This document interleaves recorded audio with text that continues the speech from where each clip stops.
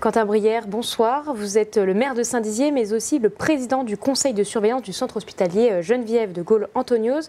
On va aborder la nouvelle fermeture des urgences. Premièrement, pourquoi ces urgences ferment de nouveau? L'hôpital a communiqué sur ça. Il y a des difficultés internes à l'hôpital qui sont là depuis longtemps, enfin depuis quelques mois maintenant, et qui font qu'on arrive à un système de fonctionnement où il y a 5 jours qui ont d'abord été fermés une première fois, et puis là, une deuxième fois. Mais j'aimerais rappeler que ça fait 4 ans que le service n'a connu aucune fermeture. Donc quand il est dit que c'est parce qu'il y a un manque de personnel hospitalier, c'est vrai, mais c'est aussi dû, et c'est pour ça que je suis là sur ce plateau, à des problèmes d'organisation interne qui sont réglables si on s'en donne les moyens.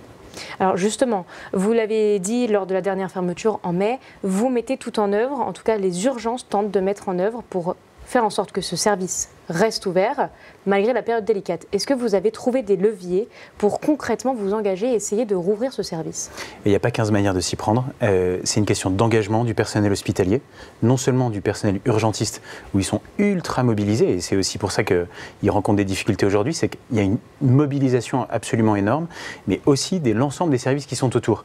Et c'est une question de coordination entre eux, et puis de faire en sorte qu'ils exercent leur travail qui est déjà difficile de les meilleures conditions possibles. Puis il faut quand même qu'on se dise les choses. C'est partout en France qu'il y a des fermetures d'urgence qui sont régulières. Nous, pendant 4 ans, il n'y en a pas eu. Et on s'est presque habitué à ça. Mais tant mieux. Maintenant, il faut qu'on revienne à ce fonctionnement où les médecins aiment notre hôpital, n'ont pas peur de venir chez nous et reviennent parce qu'ils retrouveront ici des conditions de travail où ils se sentent écoutés et où ils se sentent aussi considérés comme il le faut. Alors justement, ces médecins, ce personnel, vous l'avez rencontré, vous avez eu des réunions aussi avec l'ARS il y a quelques temps, la direction de l'hôpital. Quelles sont selon vous les propositions concrètes qui pourraient faire en sorte que ce service réouvre de manière, comme vous l'avez dit, il y a 4 ans? Et ce qui est sûr, c'est qu'il ne faut pas un grand débat pour l'hôpital, mais il faut des décisions. Pour trouver les bonnes décisions à prendre, ce que j'ai fait, c'est que j'ai passé un temps extraordinaire avec l'ensemble du personnel médical, paramédical, avec la direction et avec l'ARS. Et en discutant quotidiennement avec l'ARS et avec le personnel médical, on se rend compte qu'il y a des décisions qui doivent être prises, mais qui ne sont pas de l'ordre de la déclaration. Ces décisions, cependant, on ne peut pas les prendre nous-mêmes, là, aussi facilement que ce qu'on pourrait espérer. Donc j'ai saisi, il y a quelques jours maintenant, la ministre de la Santé, Madame Vautrin, j'ai saisi son cabinet, j'ai saisi la directrice générale de l'ARS pour que les décisions dont on a besoin, que je ne peux pas évoquer là parce qu'elles sont un peu précises, quoi, eh bien qu'elles tombent très rapidement et je l'espère d'ici la fin de la semaine.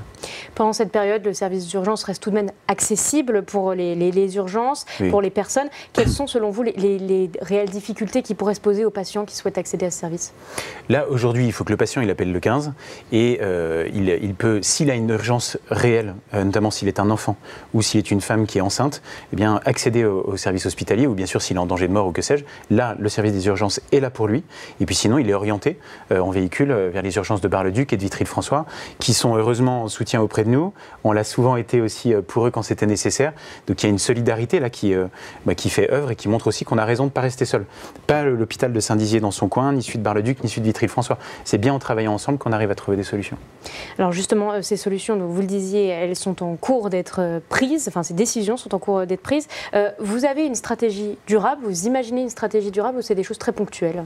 La stratégie durable, d'abord, c'est de plus travailler ensemble sur l'ensemble des centres hospitaliers du territoire, de ce qu'on appelle un groupement de territoire, hospitalier de territoire. Donc c'est avec l'hôpital de Bar-le-Duc, l'hôpital de Verdun, l'hôpital de Vitry-le-François et le centre hospitalier de la Haute-Marne. Donc on travaille beaucoup ensemble et là les décisions que j'appelle de mes voeux, on souhaite les obtenir ensemble. Donc on a écrit ensemble à la ministre de la Santé.